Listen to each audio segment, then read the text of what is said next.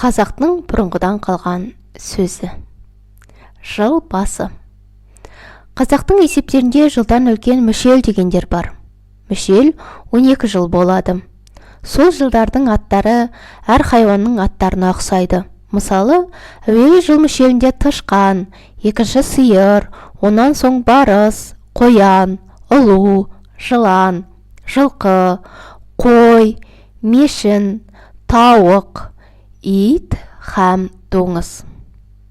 Сол жылдарды білетін, қазақтарға кісінің қай жылда туғанын айтса, адамның жасын тауып береді. Бұрынғыдан қалған сөздер бойынша сол хайуандар жыл ағасы болуға дауласыпты. Сонда жылқы айтыпты: мен адам үстіме мінсе алысын жақын етемін. Менің күшім болса көреді, сүтім болса ішеді, қылмашин арқан жібеседі. Атамға менен пайдалы мал жоқ, жыл ағасы мен боламын дейді. Түйе айтты: сен адамның жұмысын қыласың, арпа, сұлы, шөп асайсың, тамағың үшін құл болдың. Міне, мен сен көтере алмайтын ауырды көтеріп неше айлық алыс жолдарға барамын. Аш болдым деп арпа, сұлы сұрамаймын. Көде болса көде, жусан болса жусан, не кез келсе соны қоры кетіп, табылса су ішіп, табылмаса шөлде де жолға жүре беремін. Жыл ағасы болуға мен лайық дейді. Сиыр айтты: адам егін ексе мен егеді, сүтімді ішеді, құрт май істейді дейді. Қой айтты: мен болмасам қазақ үйін немен жабар еді.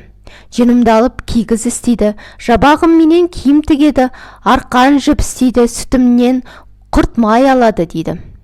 Ит айтты: мен болмасам сендердің көбінді не ұрлап, не қасқыр жеп таусар еді. Сендердің башаларың мен бақташыңмын. Дұшпан көрінсе үріп, абалап, еме хабар беремін. Тауық айтты: мен болмасам кісі ерте тұрып жұмысынан бармай ұйықтап қалар еді. Мен таңертең тұрып шақырып хабар айтамын, таң атты деп. Көп отырса жұмысынан қаларсың. Жатар уақыт болды деп. Түн ортасында шақырамын, кеш болса тағы шақырамын, мезгіл болды деп дейді. Тышқан не айтарын білмей тұрды да бір түрлі қулық ойлап, жиналған көпке айтты: бұл таласқанмен еш нәрсе өнбес. Күнді қарап тұралық та, кім бұрын көрсе, сол жылбасы болсын дейді. Өзгелері қарап тұрғанда, түйе өзінің биіктігіне сеніп, менің бұрын кім көреді деп, тышқанның сөзін қостап, бәрі де қарасып тұрады. Біраздан соң тышқан жорғалап, түйенің үстіне шығып, өркештің басына мінді де отырды. Мұнан соң күнді бәрінен бұрын тышқан көріп, хабар беріп жылбасы болғаны. Түйе бойына сеніп құр қалды деген сөз осыдан қалған екен.